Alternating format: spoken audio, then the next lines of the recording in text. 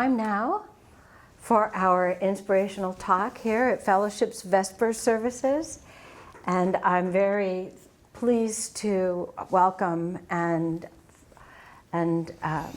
honor Mark Thomas, our speaker for the evening.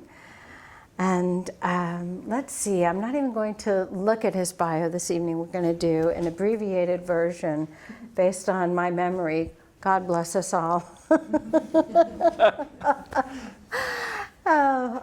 So just to say, Mark is the co-founder of Fellowships of the Spirit with his late wife, Elaine, and his background includes quite a lot of, I want to say, a love of nature, which every time I've heard the full bio, I am amazed of that being something he grew up with and was part of his profession before he was retired from government service, and quite a few other, I want to say, vocations along the way. And I will mention that he was born and raised in Rockford, Illinois, and we're so glad that he's here now, that he's here and resides in our vicinity, and we are blessed with that. And I give you Mark Thomas. Thank you, Joanne. Thanks so much. Well, we start the series on impermanence this evening, and when we came up with this, with a set of topics for the year, this one fell into this slot. It's also the season where we celebrate harvest, in the end of the growing season, but the beginning of the abundance that comes with the harvest. And later on we have a section on harvest as well too. But this is the part where, you know, the plants are on their way out. Their life is either ending or they're sending their energy back into the earth. And the fruits of those are what we get to use to sustain our lives. So that's a pretty special thing about how this earth is put together, and it's still a mystery to me how it all plays out, you know. We think we got it figured out, but then it just changes again. So the whole concept of impermanence, I'm reminded of a great line from one of my favorite comics, Stephen Wright, who said once, "What happens if you get scared half to death twice?"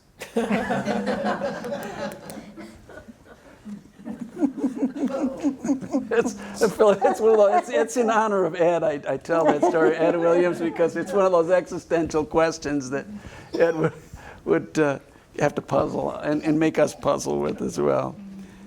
And then there's another story too, and again, it's just all in the theme of impermanence.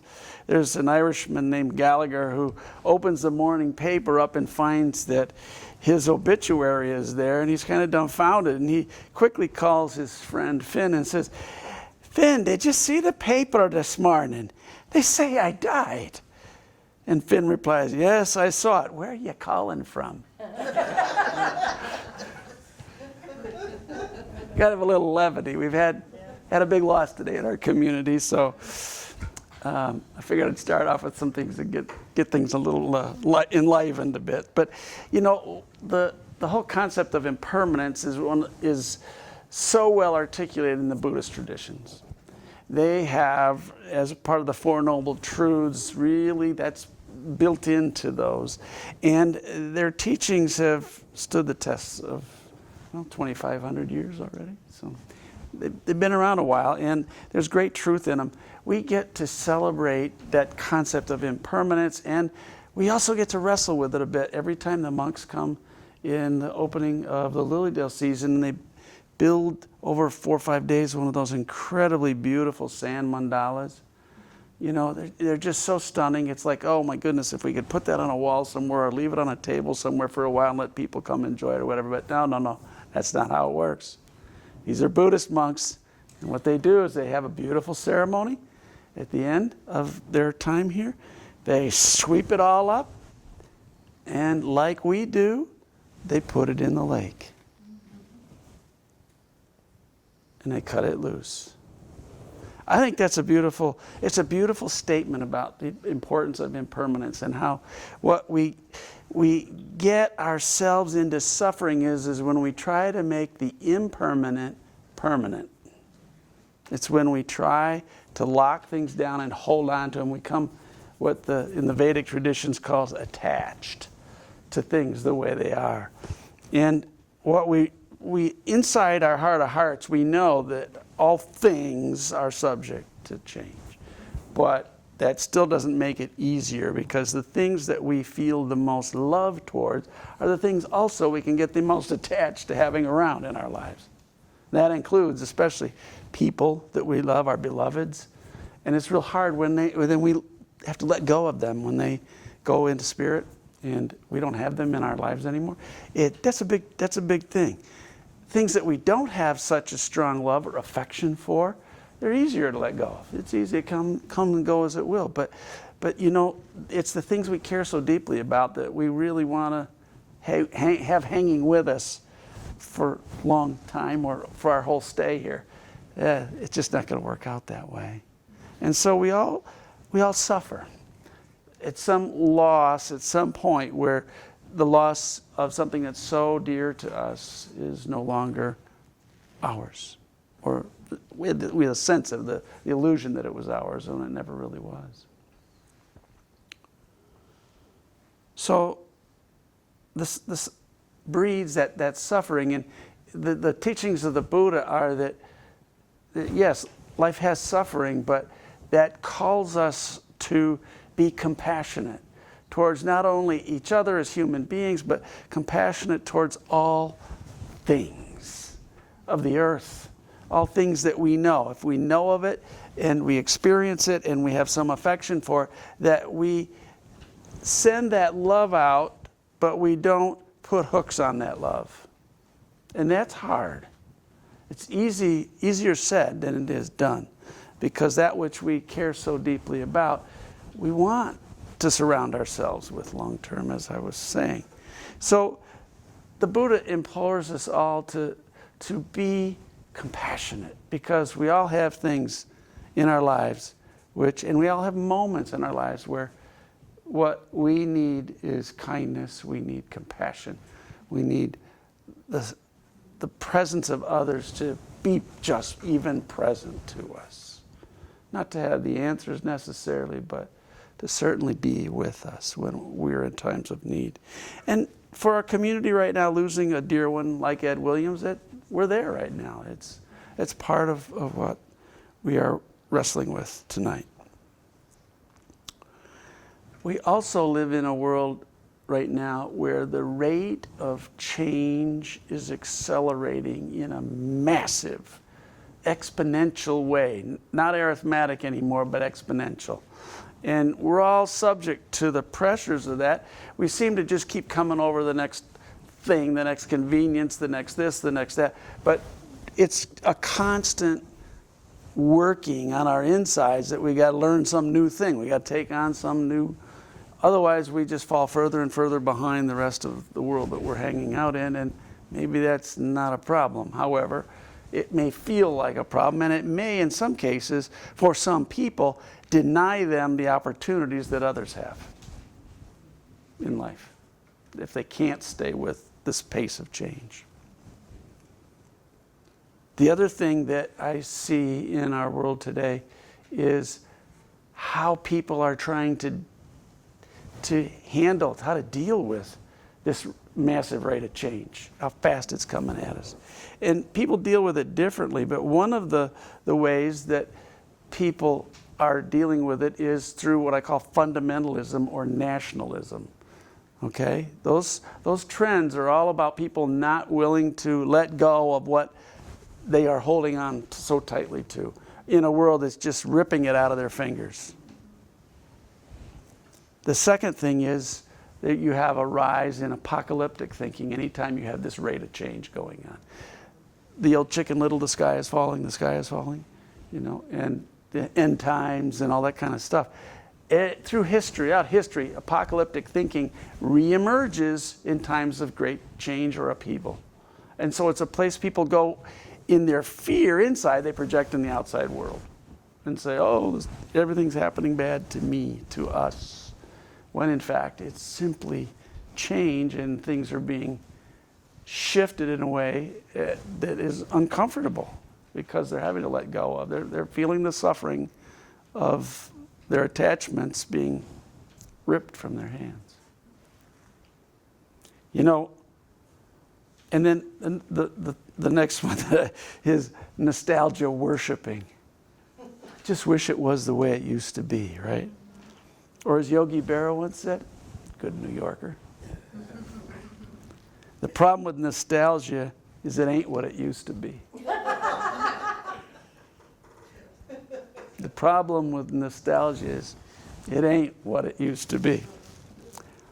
So, with this rate of change we're dealing with, looking around, the change rate, we can't do nostalgia terribly well. Fundamentalism leads us into troubles. Nationalism leads us into huge troubles. And we can't go backwards anywhere because this whole universe is in a process of evolution at a very, very rapid pace itself. So, where do we go from here? Funny you should ask. You know, we do get to set our course of action. We do get to decide how we want to play with the change and the changes in life that are rolling our way. That's individually and collectively. One of the things, and thank you in your introduction, great segue from me, is for me one of the great ways that I have always been able to center myself in ways when I needed to get recentered. And we've all had those ways in our lives where times where we got to kind of pull within and sort things out a bit and figure out what's the next step's going to look like. For me, it's nature. For me, it's always been being out in nature. I was raised in a family that had us camping since we were little kids. I worked in a profession for a lot of years where I was providing the stewardship of great outdoor spaces so that other people and their families could have memories like I had and experiences like I had growing up. And so I looked to Emerson. Ralph Waldo Emerson was one of my favorite philosophers of a couple centuries back now. And his transcendentalist movement, go figure that this guy would really enjoy the whole transcendentalist kind of movement being the rest of my spirituality. But Emerson said several things, and I'm going to list these quotes in a specific order tonight, because to me they do relate, they do tie together. He said, adopt the pace of nature. Her secret is patience. Her secret is patience.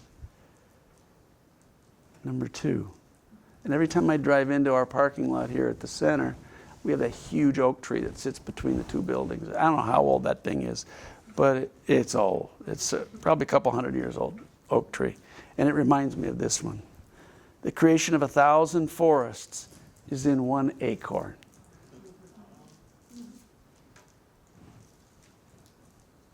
Nature always wears the colors of the Spirit. Nature always wears the colors of the Spirit. The next one. Nature is made to conspire with Spirit to emancipate us.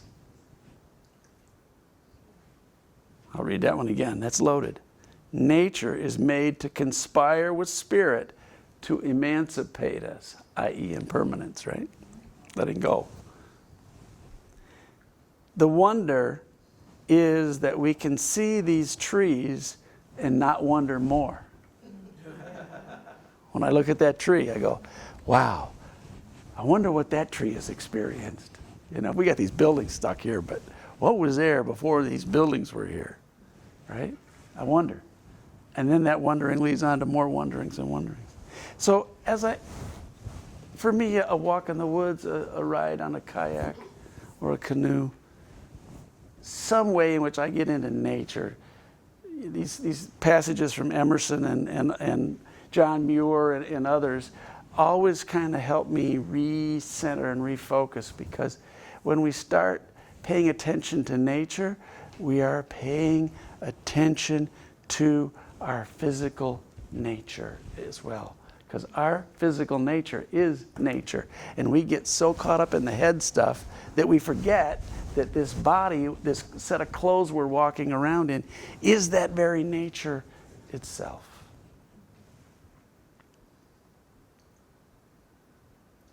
So when I'm in nature, it helps me to reformulate, to listen better to my inner guidance. And I hope that can be that way for you. Listening to nature helps me, because I'm able to be still inside myself and hear more that internal guidance. It also helps me hear other people better as well. There's a passage from Jeremiah I will end with this evening. And this to me is how I look at nature as I say this. Stand at the crossroads and look, and ask for the ancient paths. Where the good way lies, walk in it, and find rest for your souls. Thank you all for your kind attention this evening.